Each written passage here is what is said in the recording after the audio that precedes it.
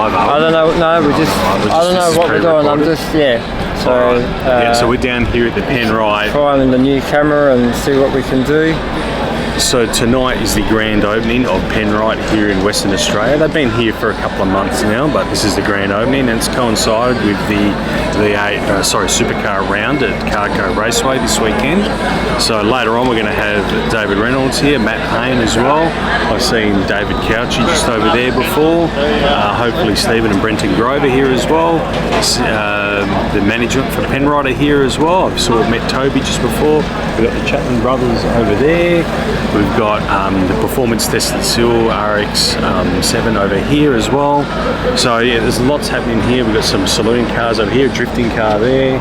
Oh, of course, Chris Caruso's. He's got the whole fleet here tonight as well. So he's bought the Jag, the Dodge Viper, and he's got the Corvette as well. I think that's a C6, but don't quote me on that. Sorry, Chris, if I got that wrong. We'll find out later in his interview. So we've got some sprint cars here as well. We've got bikes over there. So there's many disciplines of motorsport here tonight. We're really looking forward to it, actually. And thanks, Johnny, for coming along, by the way. That's it. I don't know how helpful I'm going to be with you on the mic tonight, right. but we'll do a bit of this and we'll throw it all together. Looking forward to it. Should be a good night. All right. Thanks, everyone. I'll throw this around and we'll just go for a quick walk before it gets busy. So we'll just skip this.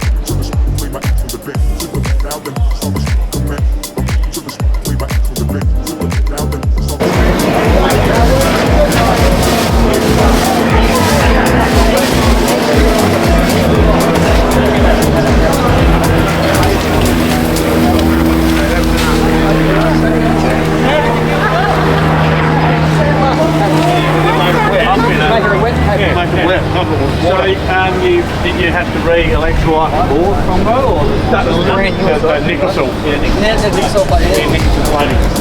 Everything in there is like brand new.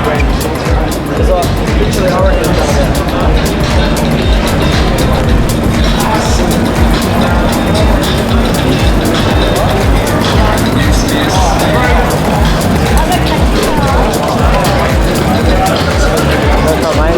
you go in front.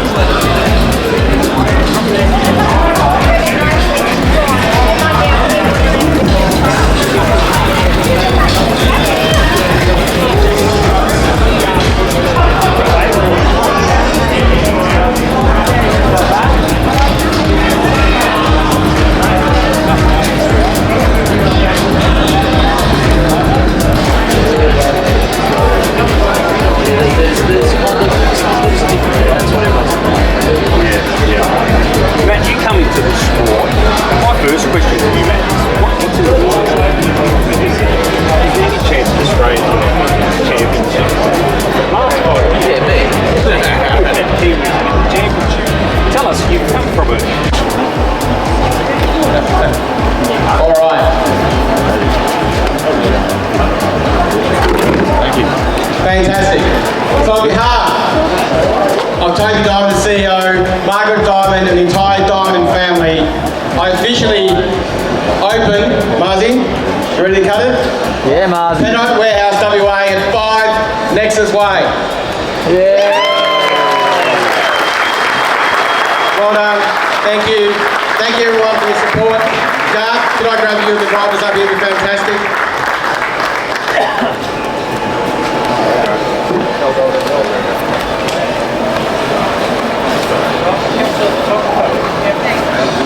Excellent. Can you should stand there, Matty, because they're about the same height. You're standing there and Garth. All right? No, I'm kidding. Oh yeah, I'm among friends with Dave. He's short ass like me. All right. So I'm going to hand her the mic. I'm going to actually grab 2 more mics. It's easy for you that way. Yep. Cheers, John. Thank you. Good evening, everyone. How good is it to be back in WA? For me, it's great. Been back for a week, enjoying the weather. Don't tell them it was raining the last 2 days. But it's great to be back. Great weather coming up this weekend for round 3 of the Supercars Championship. Have Dave Reynolds and Matt Payne joining us on stage. As you all know, drive the Penrite Mustangs, new Gen 3 Mustangs for this year. And that's been a big talking point since, well, probably for the last 2 or 3 years. But finally racing the new cars now this year, and this will be the first time that the cars have raced here in WA and the first time that you guys get to see them in the flesh. So great looking cars, they sound great, they look great, and they're really, really hard to drive accurately. So we want to hear a bit from the boys about what that's all like, what's it like to drive the car. So we'll start with you, Dave. You've driven the previous generation supercars for a very long time. You're not a young guy anymore, you're one of the old guys now. And what's been the big challenge? Think about it, Yeah, it's well, scary to think that you are old, but you still act very immaturely. I'm young at heart. What can I say? What's been the biggest challenge? And tell us some of the differences between the previous generation supercar and the new Gen 3 cars. Yeah, I suppose I raced Gen 1 with you, Gen 2 with you as well, and now Gen 3. So I've sort of had the whole evolution, I suppose, of supercars. And every year, well, I suppose last year we had quite a lot of downforce, and this year we got like a third of the amount of downforce. So the car like moves around a lot more in the corner. It's a little bit lighter, less center of gravity. So you've got to sort of equate for that. So through a slow corner, it kind of feels very similar, but through a fast corner, it's a lot slower. So you've got to sort of drive it to the tyre group, which you do anyway. But I don't know. They're kind of I still feel a bit Gumby in them, to be honest, because I really do, because they're a little bit wider and they just feel a bit different and they handle a lot different and. Yeah, I don't know. Like we're still kind of getting used to them, but I really like them. They sound good, and everyone's got the same stuff, so I really like that sort of aspect. It's a lot closer these days, and yeah, we're still discovering a lot about these new Gen 3 cars. But yeah, what else can I tell you about them? What else? What's the most difficult aspect of the driving technique that you've had to adapt for the new car? I suppose the most difficult aspect would be. We are going faster down the straight, and it has a little bit less grip through the corner. So how my braking markers, what I've been using in the past, kind of aren't the current braking markers you sort of have these days. So after a few laps, you start to really push the boundary and stuff, and figure out where the time is in the car. It's a lot easier to lock brakes, I think, in the car, and. Yeah, it's just a lot less downforce. Like we went from a car that had almost 900 kilos downforce to a car that's got like 300 kilos of downforce. So, for a driver, that's a big feeling change. Matt Payne, it's your first year in the championship, so you're a rookie, so you probably don't have the same muscle memory dramas that Dave might be having as far as They're big dramas, I can tell you guys. Well, luckily you don't have big muscles, so I don't have big memory.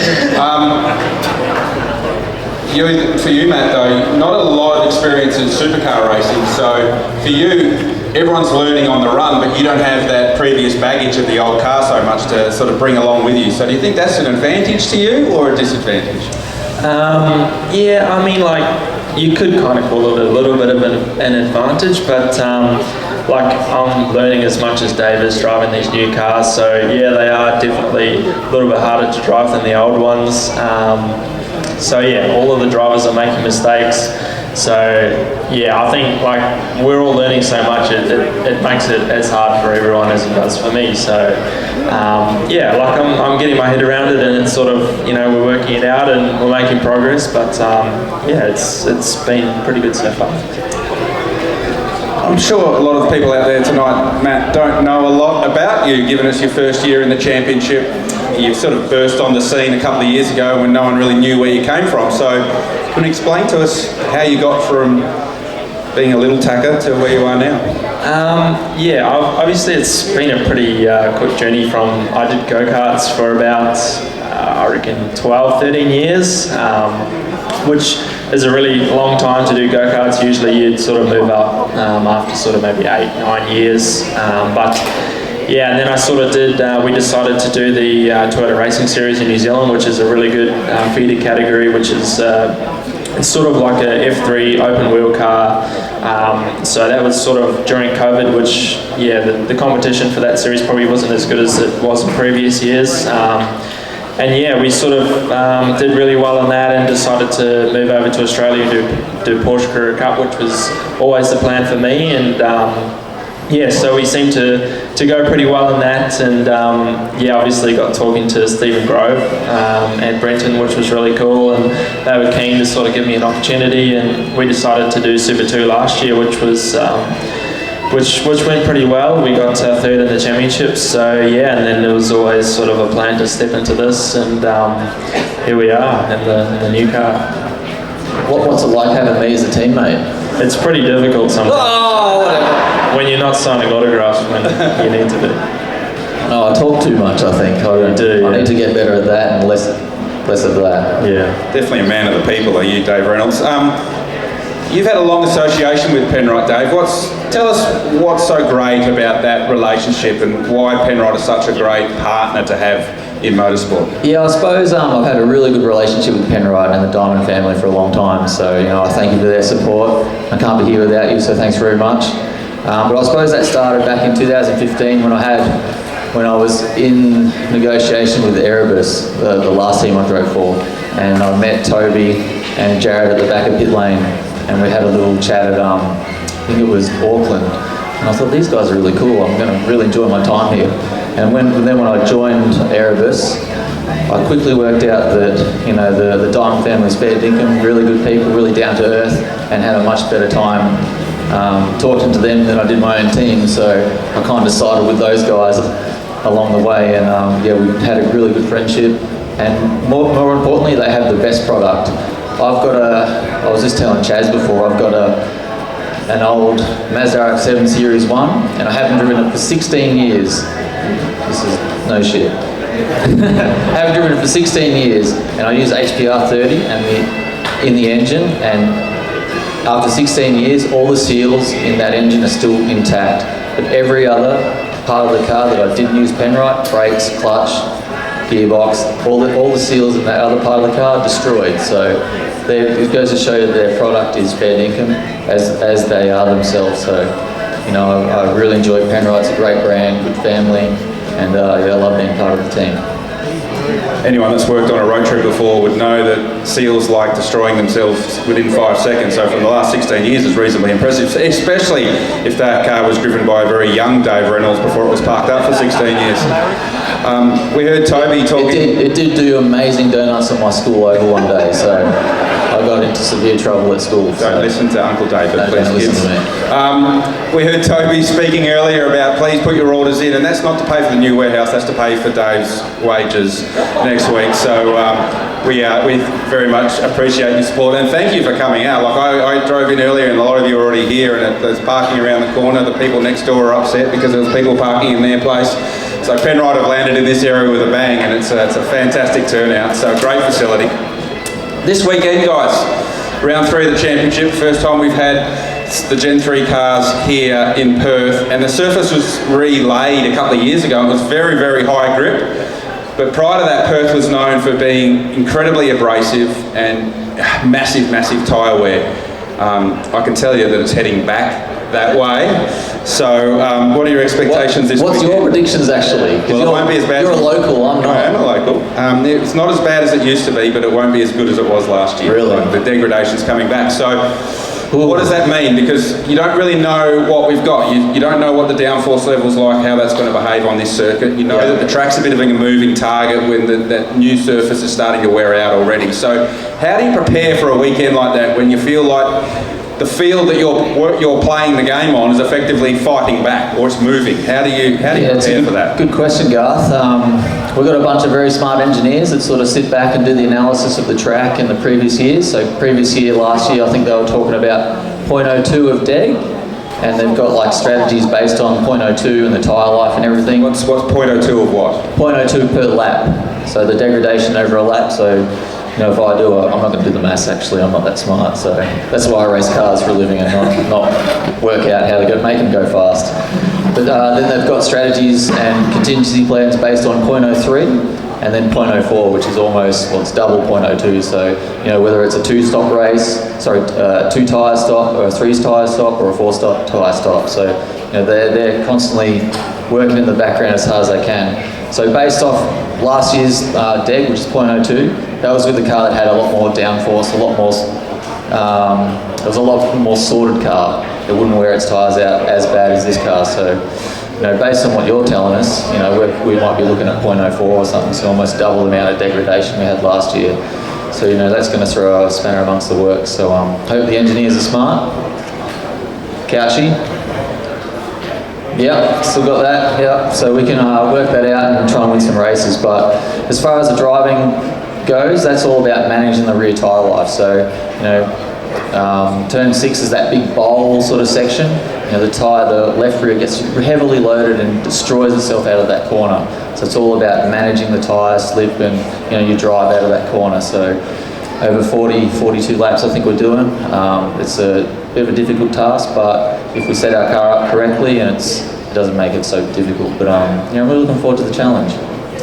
A bit of a different practice structure this weekend, Matt, as well, whereas on Friday we would normally have 2 40-minute practice sessions split up with a couple of hours break in the middle. This Friday we're going to run one 1.5 hour, 90-minute practice session. So how the teams go about sorting these cars out for the first time here at Wanneroo Raceway will be very different because the session's going to be very different, the practice session. So can you tell us all exactly, to the lap, what your plans are for 90 minutes on Friday afternoon, please? I can't. We're going to need more than that, Matt. I can't either, to be fair. Yeah. That's why we have smarter people than us working it out. It's obviously in the documents for this event. My engineer Jack's done a good job of doing that for me. He just tells me when to go out. So, but yeah, obviously, like Dave was saying before, the track's going to be pretty interesting this weekend. Like even Garth saying to us now, it's not looking so good. It's kind of a bit warning. But yeah, like it's obviously going to be an interesting weekend, and the 1.5 hour practice session is a long session, and you kind of like these cars. You can do little changes that maybe take 3-4 minutes, even less, but some of the bigger changes that could help us this weekend take upwards, 45 minutes an hour. So it's whether you want to commit to doing a big change if you think the car needs it, or you just want to do little increments here, there. So yeah, it's obviously going to be a lot of running for us, and I think Dave could agree with me that we're both going to be pretty tired by the end of an hour and a half. Normally we do we normally do 2 practice sessions of half an hour, so we've got an extra half an hour of practice, but it's all at once. So normally we go out and do our half-hour session, then we sit down and have a debrief and talk about it and figure out what's the next plan of attack for the next half hour we go out. So, we don't have that sort of luxury to sort of sit down and analyse it. It has to be all done at the end of the day. So it's all about, doing stuff on the fly and trying to come up with the best plan of attack for that long practice. They always say, having a shit plan is better than having no plan. So we've got quite an extensive plan to get through, and as long as we sort of stick to it, I think we'll have a good session. Thank you, David. No worries. I like quotes and sayings, and that's a good one. Maybe that one will tidy up in the future. We're going to get you guys to ask some questions in a minute, but just to have a question or 2 left for the boys before we open it up to the floor. 2 rounds so far in this championship. Dave, we'll start with you and talk about Newcastle. Great start to the championship. Good car speed. You have to be happy to roll out with that. Yeah, I'm great car speed at Newcastle. Street tracks are my forte. I like to say I love driving street tracks. They're a lot of fun, scary. The bumps and everything. You got to sort of adjust your driving all the time, so you got to drive on the fly. I kind of love those sort of tracks. The first race here, we qualified 5th and ended up 12th. We had a few dramas in the first race. We had. I got too hot, which has been a really bad weakness of mine, and then I couldn't talk to my engineer about how hot I was because our radio failed, so I had no one to sort of coach me through that 95 lap race. So at about the 50 lap mark, I was actually crying like a little schoolgirl. No offence in the front row here, but sorry. And then on the Sunday we ended up on pole, which is awesome. Anytime you get pole in a big race like those sort of races is unbelievable, and doing it in the shootout and that sort of style, it's great. We made a small change from Saturday to Sunday, very small change, and the car loved it. So we went 2 tenths faster from one day to the other, but if we made the wrong change, we could have gone 2 tenths slower. So that's how sensitive these cars are compared to the old cars. You make a very small change and it responds. And the Grand Prix, we had 4 races, and I made a few mistakes in qualifying, which really hurt me, and I got crashed into in qualifying, which is probably the first time I've ever been crashed into in qualifying. Will Brown drilled me. I made a mistake, went down the escape road, and then he made a bigger mistake and crashed into me, which is quite funny. And then it wasn't the best weekend for me. A lot of things went wrong, but looking to turn it around this weekend and have 3 strong races. Let's talk about the Grand Prix with you, Matt. Never driven anything at all at Albert Park prior to driving the supercar there a couple of weeks ago. Tell us about your weekend there. I think the qualifying. Sorry, voice crack. I'm still young. But yeah, obviously, I think the qualifying was probably my strong point from the AGP weekend. Having a 5th and an 8th for the last 2 races was pretty cool. But just kind of like Dave, it was either me making mistakes or we sort of were on the wrong strategy. We just never really ended up with a solid sort of top 10 result, which was a little bit disappointing. But I'm looking forward to this weekend and definitely learning a lot. Sort of since the first round, it is a steep learning curve, but I'm getting used to it. So we'll see how we go this weekend. All right, well that brings to an end the talk episode 164. Wow, that was actually bigger than what I expected. Yes, and we finished on the high, I think. We did. Well, you we did. You got to. I know. Sorry, we went out of rock. You know what? I wasn't even going to put 4 microphones out. I said, what scenario would I need 4 microphones? Well, the scenario would be the CEO of Penrite, Matt Payne and Dave Reynolds all wanting to talk at the same time. So there's that scenario. Yeah, so you're going to take it however you can get it. Yeah, so this mixer is only a 4-channel mixer. So yeah, unfortunately. I wasn't going to put out 4 mics. And I said, you know what, I'll just do it just for the laugh. It's always better to go, over the top than anything. That's exactly right. Hey, we need to thank the guys at Penrite, in particular Cameron. Cameron is floating around somewhere. And also Aaron at Penrite as well. And, if you didn't hear before, Margs Diamond, the wife of the founding family of Penrite. And in case you didn't hear before, we have Marg Diamond here as well, mother of Toby Diamond, family behind Penrite. She's flown over this morning to be here for this event. So Penrite have put a massive amount of money into this facility, and not that it matters, but you don't say her age before? 91. I thought I heard 90s. I can't believe it. 91, and everyone. I can't believe it. Like most people have left now. Like the supercars have actually left. I can tell you now, my wife's sleeping and she's still there flying the flag. The supercars have left. The door slammers in the back of the trailer. Everyone's left. There's no car. Chris's cars are still here. I think the drivers are home, to be honest. So, and it's just us. So, and she's still talking to people. So that is a testament to that lady. It's amazing. It was very emotional to hear the speech in that earlier. It's such a family. I mean, we've always, like we've said, we've always used Penrite, funnily enough, but it makes you want to use it more now, doesn't it? Yeah, it does. You can feel their passion for their business and for the racing and for their ambassadors. I'm so happy that my job brings me to these sort of places and experiences that, because those are the things you never get to experience. I think, and to be a part of that, it's been really good to me. It has, and I've really enjoyed that as well, like meeting all these people here tonight, networking, and I think it's something that we don't get to do a lot of, and I'm glad that we were given this opportunity. Need to thank 88.5 FM for that as well, because they kind of hooked us up, so not kind of, did hook us up. Pete, I know you're listening, you will be listening because he produces our show, Pete. Okay. So Pete, Carlos, Pete teed it up, Pete was here earlier. Was the guy standing here earlier taking photos, so he teed it all up. So great, thank you, Pete, for that. Thanks to the team at 88.5 FM. I think they'll be pretty happy with this episode, I must say. So I think we've got to be happy with this episode. I am. I think we should. Because it wasn't looking like we were going to get the boys on. No, we had to broker that, didn't we? Yeah. We had to broker that for the yard. And we got Couchy on as well. Yeah, Couchy. We just pulled him in out of the... You did. You just grabbed his hey, come on have a yak. And he was a really nice guy, but he's a big boss man, isn't he? Yeah. He's the head honcho.